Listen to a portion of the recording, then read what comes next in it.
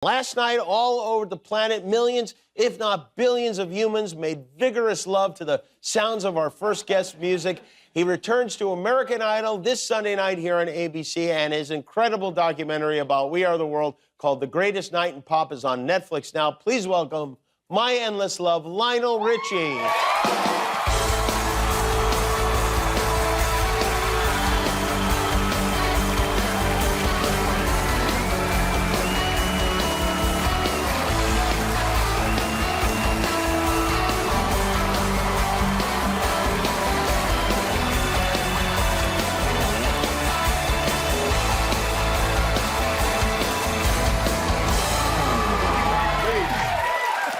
Oh, you tricked me.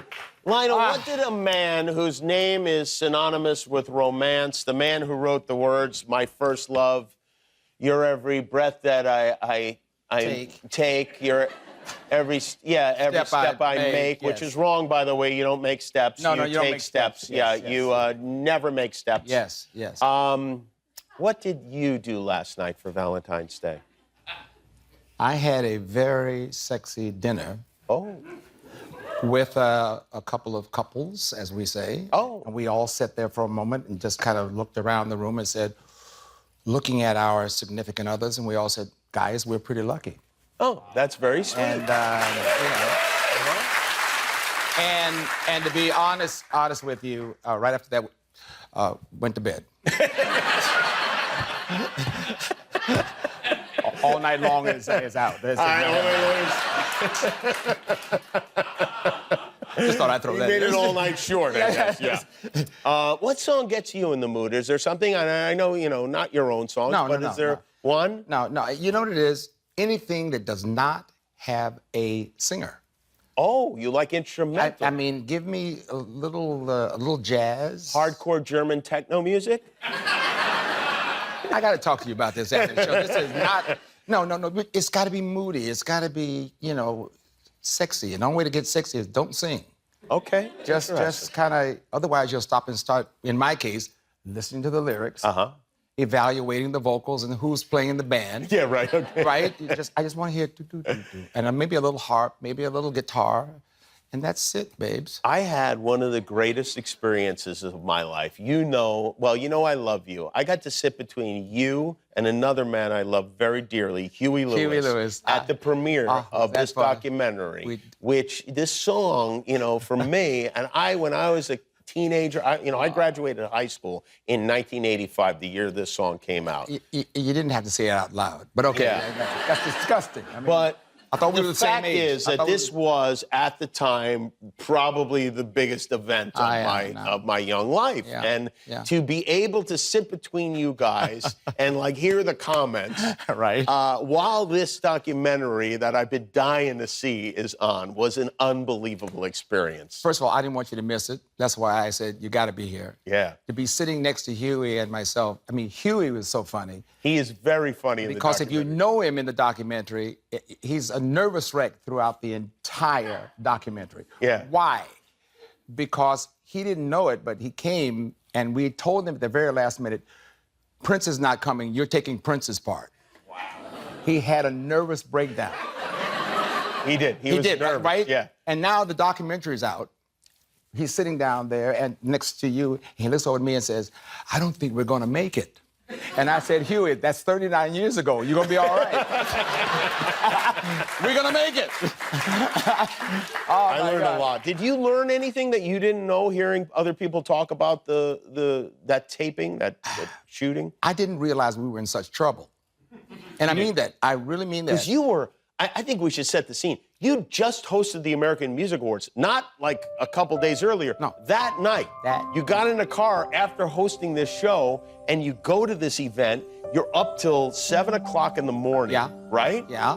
Was cocaine involved in the, was that the... I would say Roscoe's Chicken and Waffles. Roscoe's Chicken and Waffles. Works the same way. There was chicken and waffles. I like that. I like that Tina Turner was like, where's my fish burger? I mean, and had a song she made up about it. Fish burger. Yeah, she did a little... Al Jarreau was Three Sheets to the Wind, which makes it so much funnier. Waylon Jennings walked out in the middle of it because Stevie Wonder suggested, and I'm sure this drove you nuts, that why don't we do a verse in Swahili and try to teach everyone to sing in Swahili. And first of all, in Ethiopia, they don't speak Swahili. That was But something. if you know whaling, any kind of suggestion of anything other than English is a violation of rules. Waylon's, Constitution. Waylon's a good old boy. So what happens is, tutu wainono willy moingu. Whaling, I'm out of here. Ain't gonna happen. Waylon hears goodbye when he hears something like that. And you'll see him walk right out that side door. Man, Stevie Wonder is funny, though. Like, he is really genuinely funny. And there are some moments in this documentary, like, this guy is great. I take it that you really enjoyed this. I love it. I love Stevie. Stevie is the only person in the world that, you know, you'll get the signals, hear the signals. For example, in the signals, tonight, 46 artists, creative artists. The one thing you never say is, I'm not sure about this, what do you think? We have 46 creative artists in the room. Right, they need a leader. You gotta be serious. Even if you don't know the answer, do it this way until you figure it out. Stevie walks in and says, I think we need to do something in the language. Tutu wainono willy moingu. Is it possible that he didn't know there was anyone else there?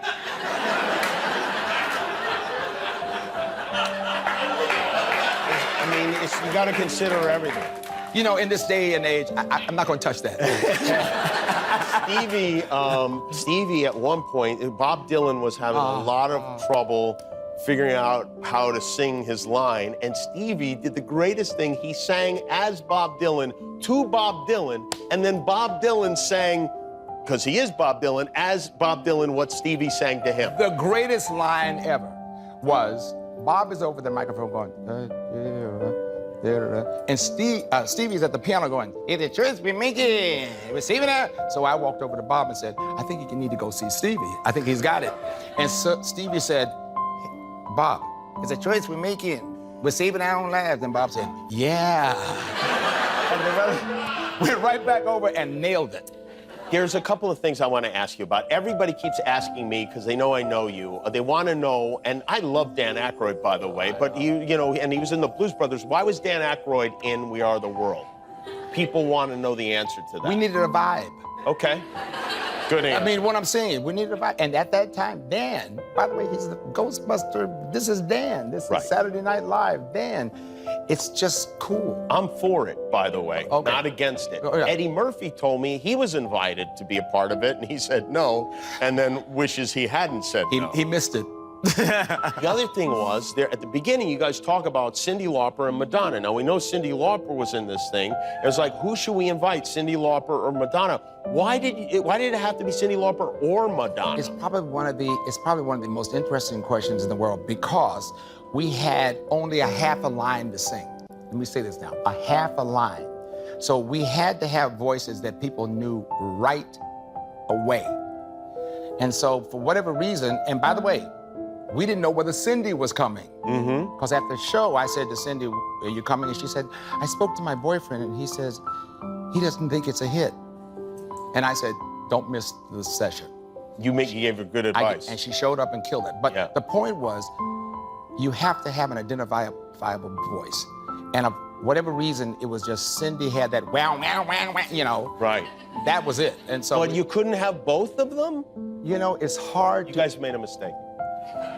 You know, I'm gonna say this now on national and international television.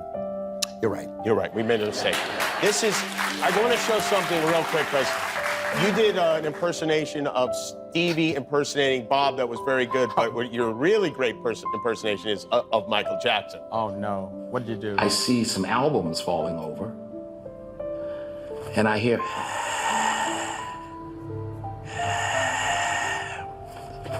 what the hell is that? I look over my shoulder. That's the biggest frickin' snake. And Michael's going, there he is, Lionel. Oh my God. He lost the snake in the room. He came out when he heard us singing, Lionel, and he wanted to meet you. He wants to say hello to you. I gotta get out of here quick. I am screaming like this is the end. I saw this horror movie, and it's not good for the brother. So Michael lost his snake. And by the way,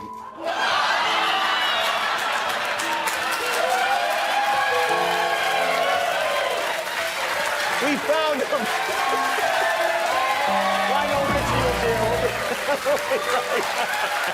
I'm gonna take you to Grandma's room. This is her bedroom. This is her bed. Wow. What's her name? Adelaide Mary Foster. And for years, she tried to teach me how to read music.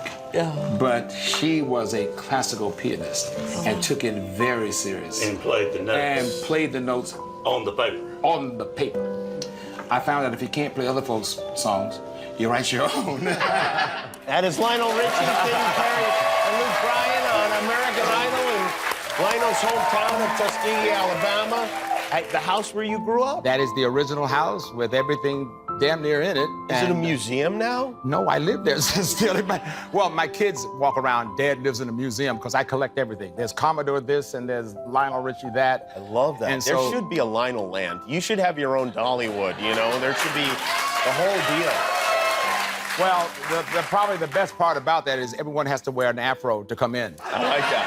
That would be really good. I They think. dedicated a park, to, the Hello Park. I'm building a Hello Park for the university and for the city because we have so much history there. Tuskegee Airmen, you know, Booker T. Washington, George Washington Carver, the whole essence Wow. of it, the Commodores, the whole thing.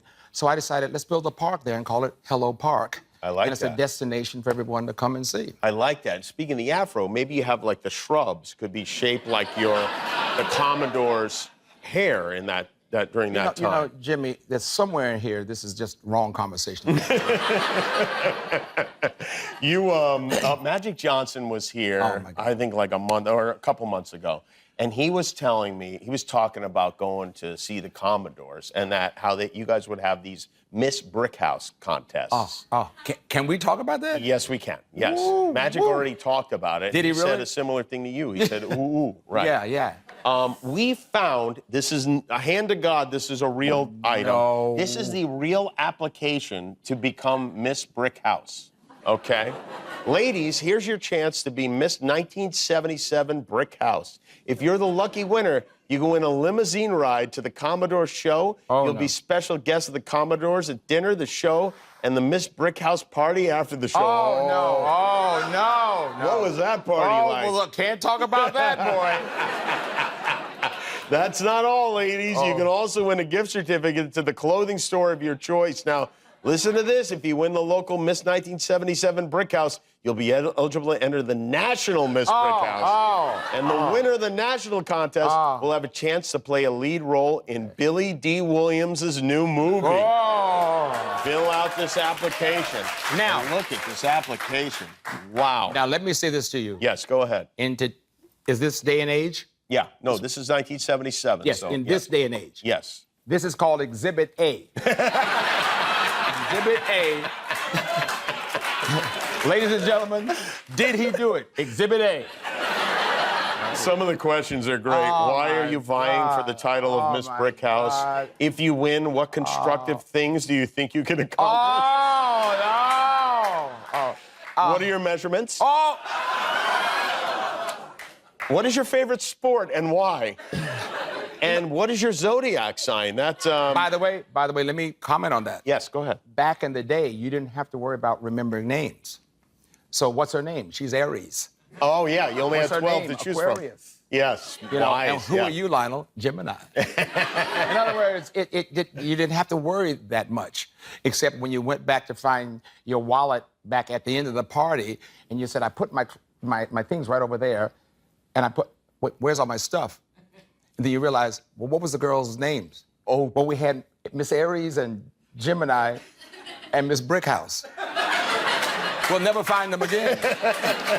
You're saying you were robbed by these women? Not robbed, just souvenirs. I see, a souvenir. Souvenirs. Yeah. Katy Perry announced on the show on Monday that she was leaving American Idol. She told me that she hadn't told you yet. Is that true? Who? Katy. Were you mad at Katy for announcing it on air before talking to you about it? I'm not mad. It just made me run off the road when I first heard about it. My phone blew up. But the point was, no, we didn't know about it.